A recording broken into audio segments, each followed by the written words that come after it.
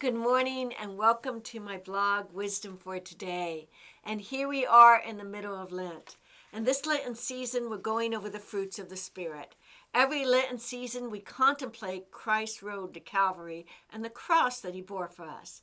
But in that, we contemplate our own sins that were piled on that cross and God's adequacy and forgiveness for those sins, his redemption for them. And this year, we're talking about the fruits of the Spirit. And this week, we're talking about kindness. There's a wonderful book that came out in the 80s that many of you may remember called Everything I Really Needed to Know I Learned in Kindergarten. I love this book because it defines consideration, politeness, and kindness. Now, I will be the first to tell you Christian kindness goes beyond politeness, but I don't want to belittle politeness. How important is it when we go in the doctor's office and we're scared because we're dealing with our own mortality in our body, that we're greeted by someone who has a smile on their face, who's polite and kind? Or when we have to go to court, that we're greeted with someone who treats us with dignity and rules and politeness. Or within our home, or especially in church, that we're greeted with politeness. But Christian kindness goes a little bit deeper. So I'm going to read to you the introduction of this book and tell you how it ties into the Golden Rule. This is by Robert Flugman. Everything I really needed to know about how to live and what to do and how to be, I learned in kindergarten. Wisdom was not at the top of the graduate school mountain, but there in the sandbox at Sunday school. And these are the things that I learned. Share everything. Play fair. Don't hit people. Put things back where you found them. Clean up your own mess. Don't take things that aren't yours. Say you're sorry when you hurt someone. Wash your hands before you eat. Flush. Warm cookies and cold milk are good for you. Live a balanced life. Learn some and think some and draw and paint and sing and dance and play and work every day some. And take a nap in the afternoon. And when you go out in the world, watch out for traffic. Hold hands and stick together. Wonder. And remember the little seed in the styrofoam cup? The roots go down and the plant goes up, and nobody really knows how or why, but we are all like that. Goldfish, hamsters, and white mice, and even the little seed in the styrofoam cup sometimes die, and so will we. And remember Dick and Jane books? And the first word you learned was look and see. Everything you need to learn is out there somewhere. The Golden Rule, love, basic sanitation, ecology, and politics and equity and sane living you learned as a child in kindergarten. There is a wonderful sermon inside the Bible called the Sermon on the Mount, and I alluded to it this last Sunday, and the Golden Rule is right in the middle of the Sermon on the Mount. The Sermon on the Mount is one of those magnificent sermons because non-Christians as well as Christians appreciate it for its wisdom.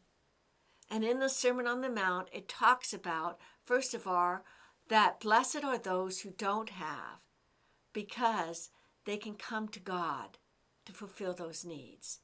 So it's the first 5 Beatitudes are primarily about accepting our inadequacies and accepting God's adequacy for us. And then the book immediately goes into the concepts of forgiveness and of coming to God in our time of need. And then it talks about us knocking on the door for God, on God's door when we have something that we need. We knock on the door for God to answer. And it says, keep asking and it will be given to you. Keep seeking and you will find. Keep knocking and the door will be open to you. For everyone who asks, seeks. And he who knocks, the door will be opened. And then it's talking about God being a providing father. Which of you, if his son asks for bread, will give him a stone? Or if the son asks for fish, will give him a snake? If you then, though you are evil, and that means though you have a sinful nature, know how to give good gifts to your children, how much more will your Father in heaven give good gifts to those who ask them? And Jesus is trying to let us know that God knows our needs, and he wants to meet us at the point of need. He's not callous to our need.